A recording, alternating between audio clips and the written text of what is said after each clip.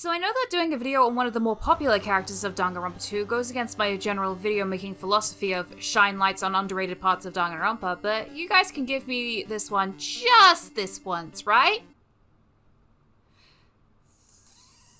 In all seriousness, Mikan Tsumiki is more complex, well-rounded, and morally great character than the vast majority of this fandom acknowledges. So much so that I think she can still technically fit into this category in spite of her popularity. From what I've observed over the past 7, 8 years, don't you love it when I take so long between videos that you can often see and hear me physically aging between them? Fandom opinion of Mikan Tsumiki often varies, but I'm unsatisfied with most of them. Horny men tend to fetishize her and ignore complexities in her characterization. People who hate the mentally ill tend to despise her. And I think she's actually one of the very few instances of a female character often being woobified by her fandom, where fans ignore her individual flaws in order to hoist her up as an uwu soft bean who never did anything wrong without Junko yanking on her spinal cord. If I had to pick a character to be Ḥᵗᵉ's rival in his own game, I would absolutely pick Mikan. And I think her ideology is as complex as his, rivals it succinctly, and she achieves it in half the time. And remember, I do think that Nagito's ideology is structurally sound. Good, even though I don't like his character. Now I understand some people didn't like certain choices made with her character, and that's okay. With that said, I personally don't have a problem with the choices made for her character due to my own experiences in life and the fact that I can see why they were made, with a single exception, and my video is going to reflect that. If that might be uncomfortable as far as a video topic goes or not what you were seeking for a video topic, I recommend you click away now. This will be a brief overview of Mikan's character before I really dig deep into what makes her so intriguing for me. I mean, she's my second favorite character of Danganronpa 2, something has to be scratching my itch. When you first meet Mikan Tsumiki, her impression is really going to be dependent on how your own personality traits mesh with hers. I found myself drawn to and empathetic towards her. She seems like a well-meaning but anxious person, someone who hasn't met new people or been spoken to politely in a long time, and to say that she has some self-esteem issues is the understatement of the fucking millennium. You quickly get the impression that she's a very unfortunate person, given a very rough lot in life. She does, however, become a valuable asset in the class trials. Though she can't solve the crime itself, her talent allows her to examine bodies and discern vital information that the rest of the class can't, which leads to others being able to solve the case. She saves her class from voting for Nagito in Trial 1 through that knowledge, and also presents evidence that implicates the culprit, both for better and for worse. Honestly, Trial 1 of Super Danganronpa 2 does not get enough love for how well it ties together so many different characters' talents and special skills in a way that often isn't taken advantage of in other trials. Derpy Hero made a video on this subject already, I highly recommend that you check it out. She provides vital information surrounding Mahiru's death in Trial 2, and you even play as her briefly in the Twilight Syndrome murder case game, which actually marks the first playable female protagonist. Even in Chapter 3, she proves to be ridiculously valuable, overseeing Fuyuhiko's recovery and taking good care of Nagito, even when she herself catches the despair disease. Then in the Chapter 3 trial, a switch flips in her script. Rather than enduring abuse and accusations with little more than a whimper, she starts fighting back against them, showing a side we haven't seen before of her. I don't like her execution, as many others don't, and on purely a personal level, the stuff regarding her love for Junko makes me uncomfortable. And if you're new here, the fact that it proves Mikan is about as straight as a roundabout is not even in the same postcode as my reasons for finding it uncomfortable. Jesus Christ, literally just go watch any of my other videos, I'm very clearly batting for the same goddamn team! There's also the free time events and the island mode to talk about, where we see more of Mikan's personal preferences when she's finally allowed to be herself around someone, Hajime, who genuinely values her, whether as a friend or even a potential lover. Island mode ends with Mikan accepting Hajime's proposal and making a promise to stay together.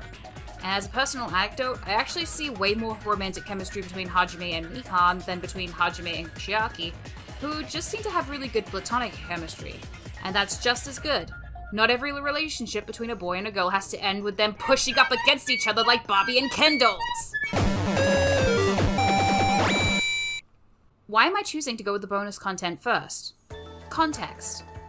While you do see these characters within the game itself, I think it's equally as important to consider what they are like when they're in a more relaxed and neutral state. What a character is like panicking over a dead body and the prospect that their own life is on the line is very different to what they're like just hanging out with a laid-back friend and talking about their past and their hobbies. It's why I don't agree that all characterization must take place in the main game, and why I started this way for Akane's video. Contextualizing her past helped to explain her actions in the killing game. It's the same with Mikan. From the very start, Mikan is not great at social interaction and often reacts poorly to most social stimuli. Silence, kindness, her own reactions, it's very clear that she's socially vulnerable. Very socially vulnerable. However, there are ways to break her out, even if only temporarily. At the first 3-choice junction in her free time events, asking her about bandages, which is related to her talent, doesn't trigger this reaction. It causes her to info dump about what bandages she prefers and why. She does eventually panic about talking on her own again, but it's clear that she's not as panicked as before. ḥᵗᵉ gave her that chance to talk about something she is well informed in, and that's easy for her to form an opinion on. In that, he earned a little trust. And given how Mikan has never been treated well by anyone, she's going to take that inch and run 20 miles. During the second event, ḥᵗᵉ tries to talk to Mikan normally, but it doesn't work well due to their very different walks of life. Mikan declares that she's a pretty useful person, quite literally, being used and taken advantage of by her classmates, with them drawing on her, making her eat bugs and degrade herself. She's fully aware of what was happening and despises it, but she considers it a far better alternative to everybody despising her. It's pretty clear from this point that social awkwardness and stunted conversations are an even worse trigger for Mikan than Hyoko outright bullying her, but even when ḥᵗᵉ calls the conversation a day, Mikan promises to wait for him forever. ḥᵗᵉ is definitely somewhat creeped out by the conversations, but he still does pity Mikan. The third event is, in my opinion, where Mikan grows fascinating beyond my own the Venn diagram between our backstories is damn near a circle intrigue. It's where she begins divulging into the grey of her mindset. Apologies are exchanged due to the weird end to the last conversation before Mikan notices that ḥᵗᵉ is not looking in top shape. She brings it up and quickly assesses the situation before giving him some advice to improve the quality of his sleep. If you're listening to this in the background while playing some Minecraft, please direct your attention to the screen for a few seconds. Mikan apologizes, and ḥᵗᵉ instead opts to reassure her with praise. She's more receptive to this, and she tells ḥᵗᵉ because she was beaten up and despised so much, she got good at reading facial expressions, which it's Mikan herself saying it, so... and treating and dressing her own wounds and illnesses. ḥᵗᵉ further praises her talent and even thanks her, and here's where we get some really interesting characterization from Mikan.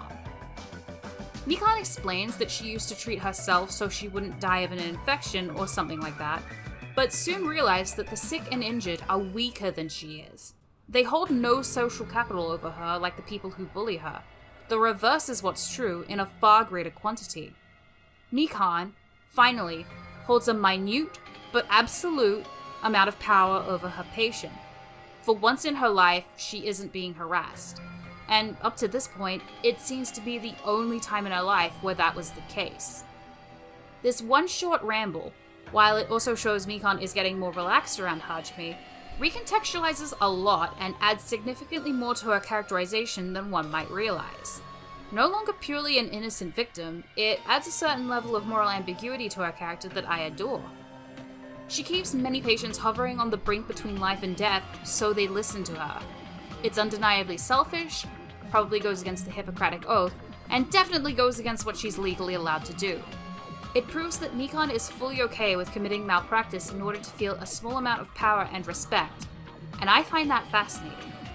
Not only that, but it also acts as potential commentary on many people's reasons for going into the medical field. While plenty of nurses go in genuinely to heal and take care of their patients, and Mikan certainly does that, there's no shortage of nurses who became nurses because of the absolute power one can hold in that profession. Though a lot of them got revealed to be against vaccination for the Roaring Twenties plague and fire. In the fourth event, ḥᵗᵉ is surprised to find Mikan finds the situation they're in, while stressful, the most fun she's had in years.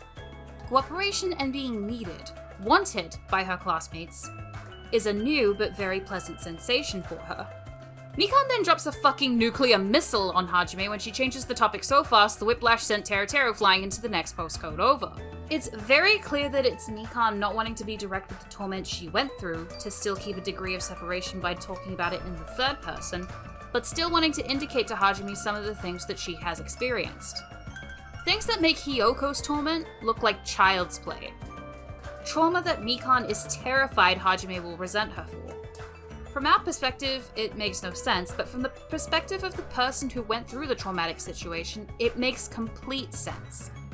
It can feel like you're laying yourself bare for harsh judgment, but Hajime doesn't resent her.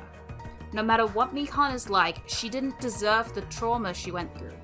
Nobody ever deserves to be traumatized. And in the last event, we learn something even more tragic.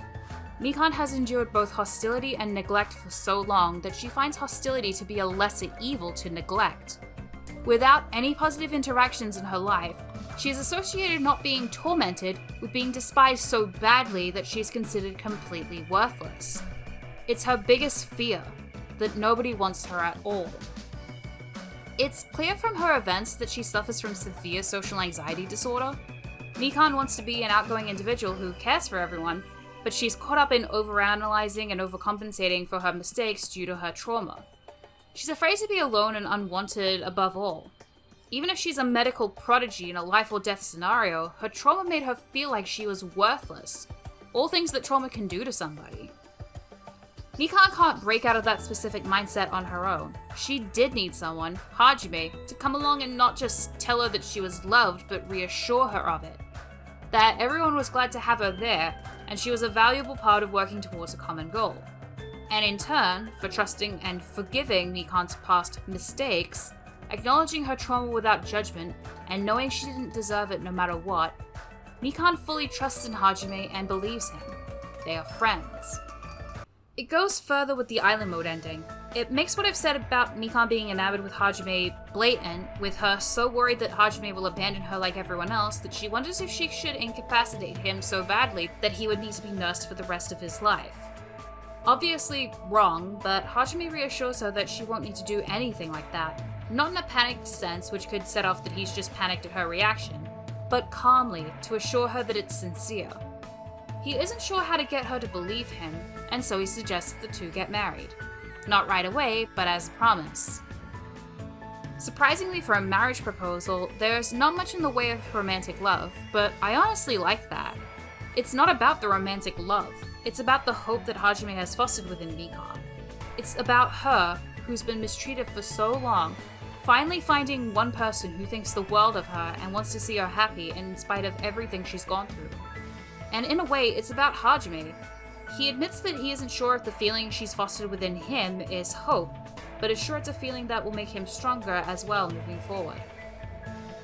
And as someone who has experienced both this relationship and the standard puppy love relationship, the one where your partner feels like your best friend, where you both foster feelings that aren't strictly love but are just as strong as it within each other, the one where love is stored not in the statement of I love you, but in the little actions you take to show it, is so fulfilling compared to the one where the statement is often all that exists.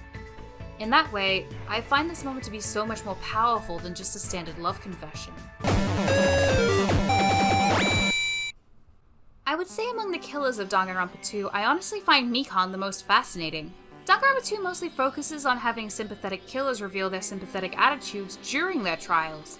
Teruteru's sickly mother, Pekko's connection to Fuyuhiko, Chiaki inspiring the others to not give up as the trial draws to a close, Gundam definitely pulling that he didn't want everybody to starve to death straight out of his ass, even though he didn't announce that he killed Nekomaru and tried to hide the fact that he'd killed Nekomaru. Mikan, on the other hand, has sympathetic qualities built up before her trial, and then hits everyone with a cold dose of shock and reality during it.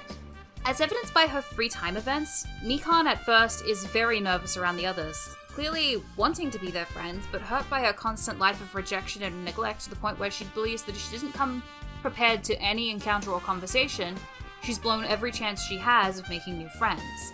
And while I'm not comfortable having Mikan's poses when she trips on the screen at any point and I tend to look away, it is actually a little clever to have the fan service turn out to be vital evidence in a trial. A detail that this specific killer would remember if he were telling the truth. It's uncomfortable, but I do admit it's a nice way to use that trope in a more constructive way than nothing else aside from, hey, look, here's a girl's... Additionally, there's some slight evidence that Mikan, while not faking her social anxiety or trauma, is faking her balance issues because of her trauma. Be honest, if you're not Mikan's hardcore fan, what exactly is it that you remember of her role in the game? It's more than likely the shock surrounding her character, the provocative poses of which she trips and happens to wind up in.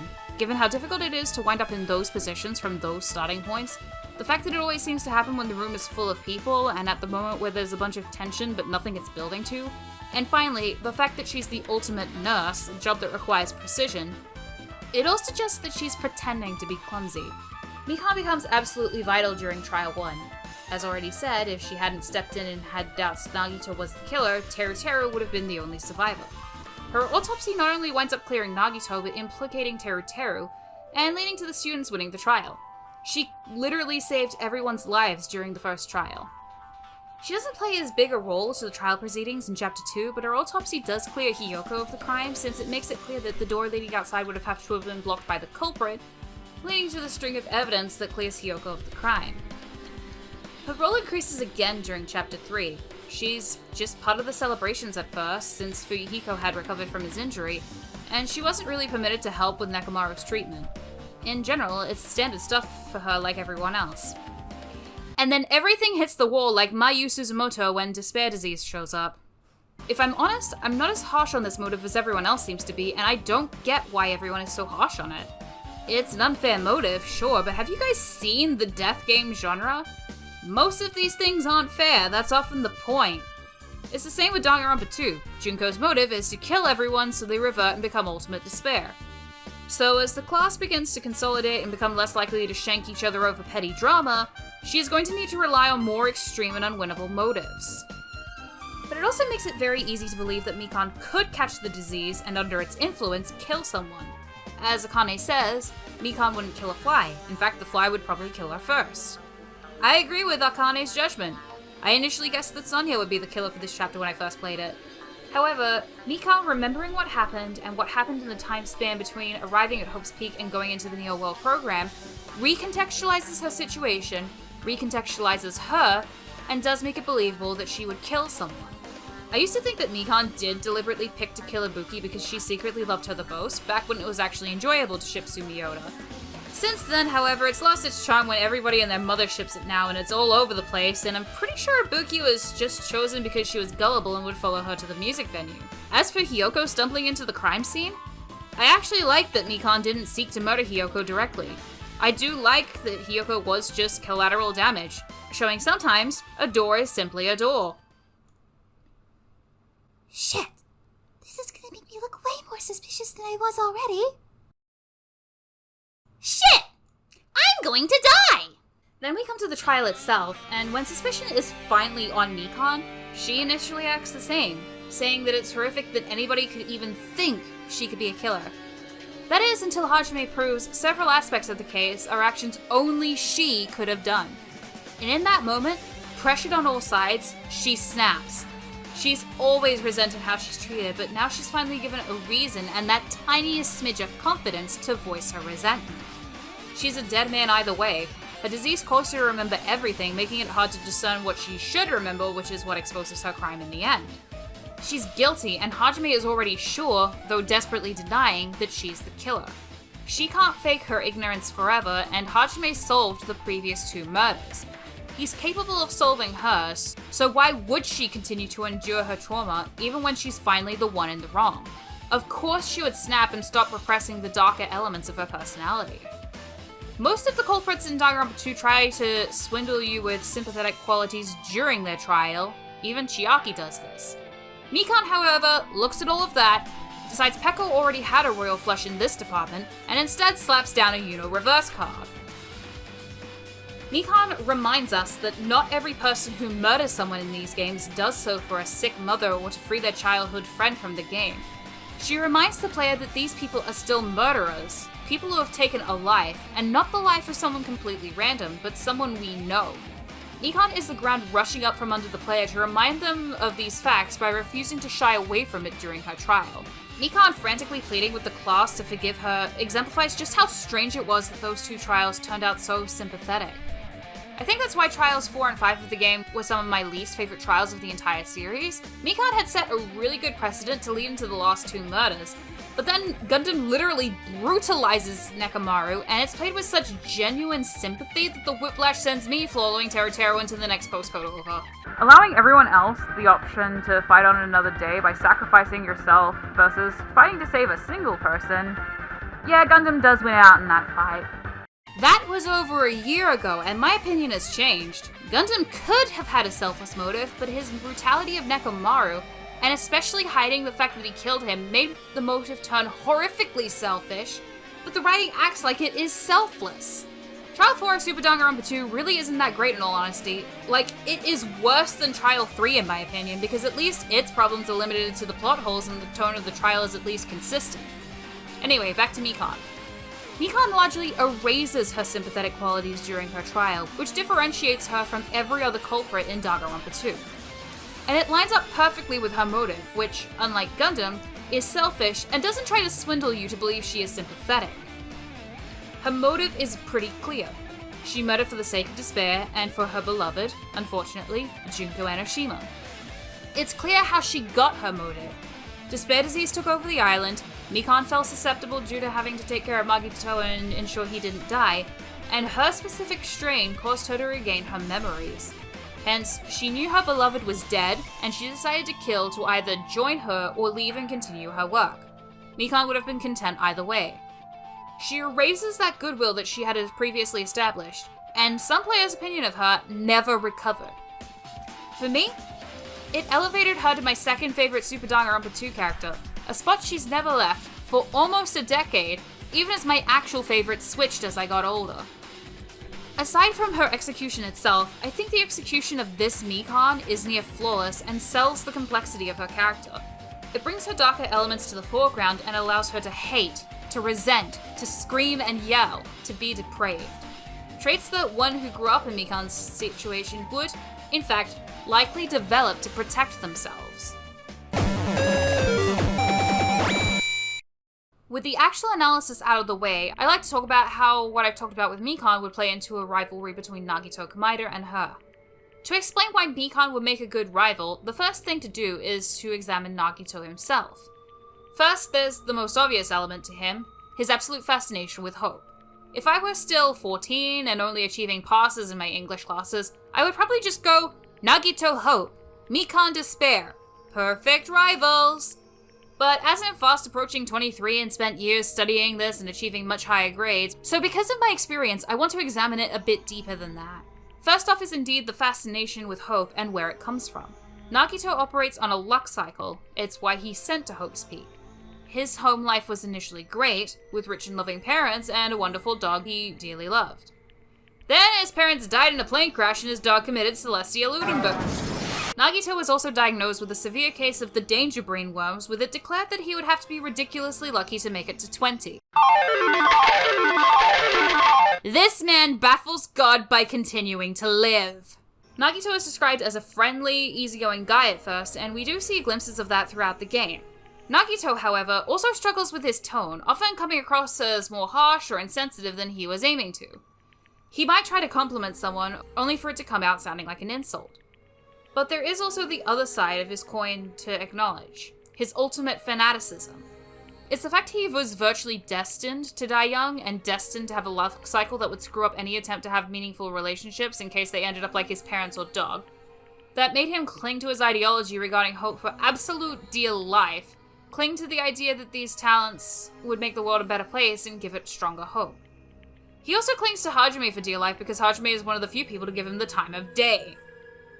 While that seems to be the most obvious connecting thread between Nagito and Mikan, the fact that Hajime seems to be the juiciest morsel on the market for the mentally unstable, there's a lot more connecting Nagito and Mikan than just their fascination with Hajime. Both of them had ridiculously difficult upbringings that resulted in severe mental illness and social stunting, but it manifested in different ways.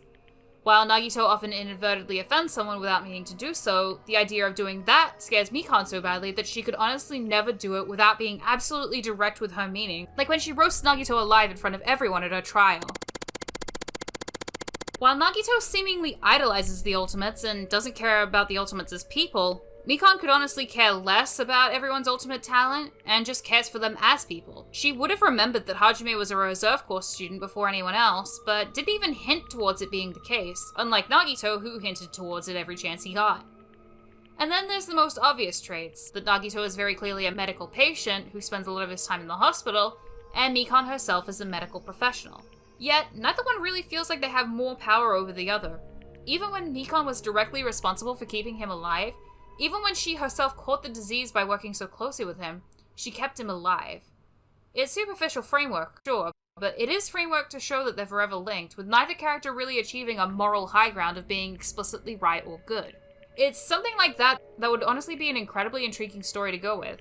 Nagito's easygoing friendliness and lack of social awareness mixed with Mikan's high-strung friendliness and her hyper-awareness of social situations, Nagito's failing health and Mikan's ability to allow people to thrive, both of their fanaticism for different aspects, all swelling together in a crude yet beautiful mix of hope and despair.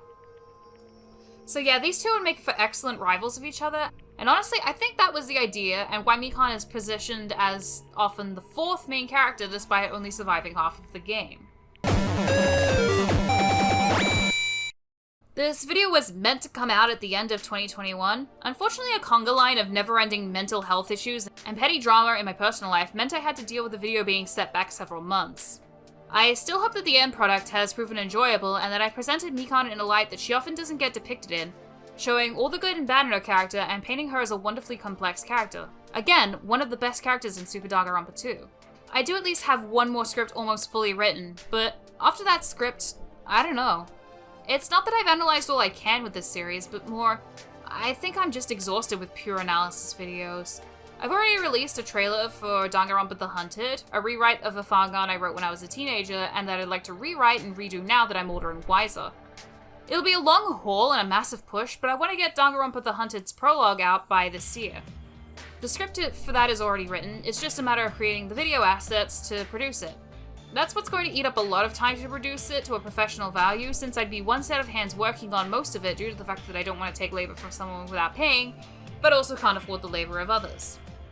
I'm hoping that these analyses will allow me to truly think about my own writing and how I'm doing it, where I can improve, and what is good to take inspiration from, because if I can write a character half as good as Mikan, let's set a bit higher of an example, 3/4 as good as Mikan, I'll be happy with myself. Regardless, as always, thank you all for watching, and I will see you next time.